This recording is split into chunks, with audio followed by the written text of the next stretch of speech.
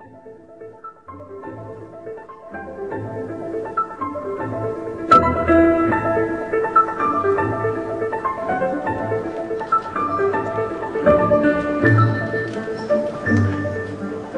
Konchalovsky, you return on this text after many years. What's the surprise of the new words you discovered now and the one you gave more importance in those years before? It's not the words, it's people.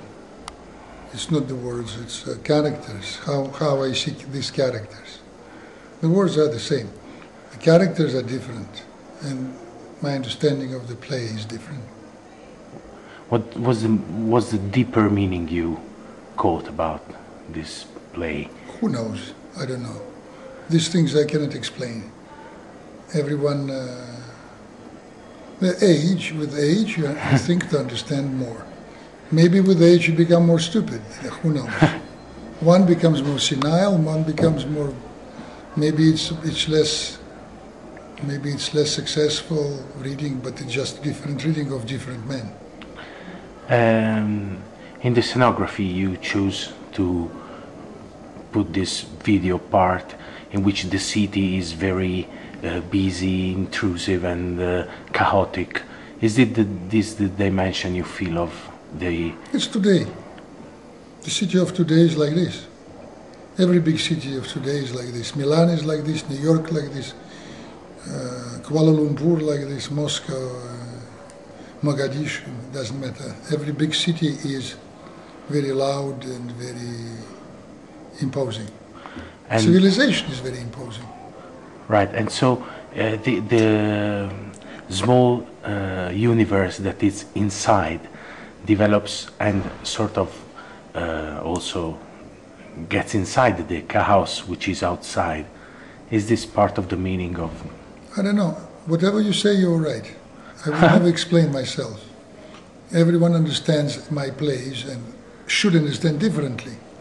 And whoever asks me whatever question, I always answer you're right. Because I cannot say, no, it's different I meant. Because you understood it this way, that means that's the way you understood it. But the city is a reality, and the play is magic. This is for sure. And why you choose the dimension of the theater for returning on the text? First of all, no one is going to see the film Uncle Vanya today. Today people don't watch this kind of things in film. People watch Terminator or something like strange movies, big action movies. People who would like to see Chekhov, they have to go to theater. First, second, it's a literature. It's not, film is not literature anymore. Film is entertainment. It's Disneyland or whoever. Film becomes less and less a medium for deep thoughts. Of course, there are great directors sometimes that make film with important message or important, but... This is also a feeling you have about your way of expressing your creativity as a general matter. It's more and more difficult for a film director to make serious movie. I mean, when I say for me, for example, I know some other directors who are successful, like Brother Coen. So. Right. But I feel I have difficulty to express myself in film if I want to make a philosophical thing. Although, you know, Papier Glacé or Casa di Matti were important for me, philosophical or kind of statements. But theater is different just because theater is not production. Film is production.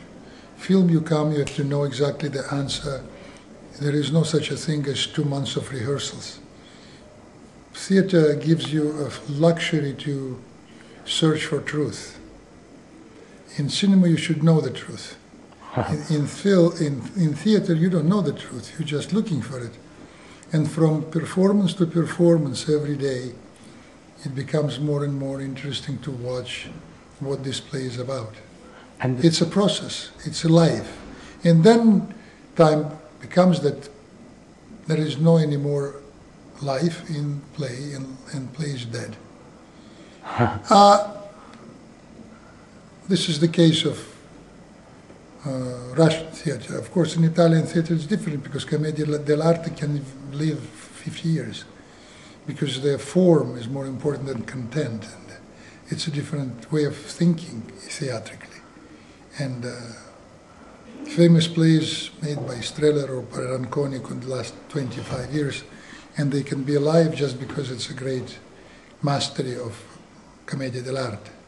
I'm trying to make a commedia dell'arte with this as well a little, but still it requires melancholy and emotions and pauses, and the rhythm is different, and this kind of thing is cannot live forever. It's going to die in a certain time. Sometimes it dies fast. Sometimes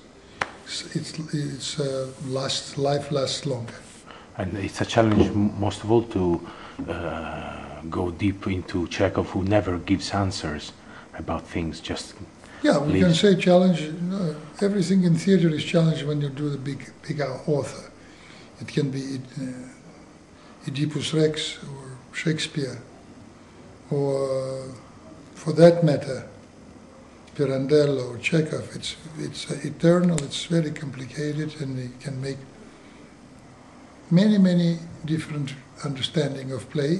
Some of them will be fantastic, some of them will be very primitive and not successful. But everyone tries to understand Chekhov or Shakespeare for that matter. And I think it will last. It will last as long as there will be people who like to read. Huh. If people don't like to read, they don't like to see theater anymore. Just the last question. Some people say that the theater that was written at the beginning of the 19th and 20th century is now very difficult to afford for nowadays society. The world seems to be quite old. The situation seems to be distant from our society, which is so fast, as you showed also in the videos, in the projections. What is the things that creates this distance, in your opinion? The distance? MTV. Huh. The culture of MTV killed Western civilization. And internet. These two things that really gives the opportunity to know many things immediately, instantly, and don't to remember anything. The memory is over. The last generation of human beings had to learn and have a memory. It's like to know the city. Before, you had to know the city. Now you push tom-tom and you know where to go, but you don't know the city anymore. The same thing with knowledge. I think memory getting shorter and shorter. I think that's a big distance, and it's a big new challenge for human beings. Thank you very much. Pleasure.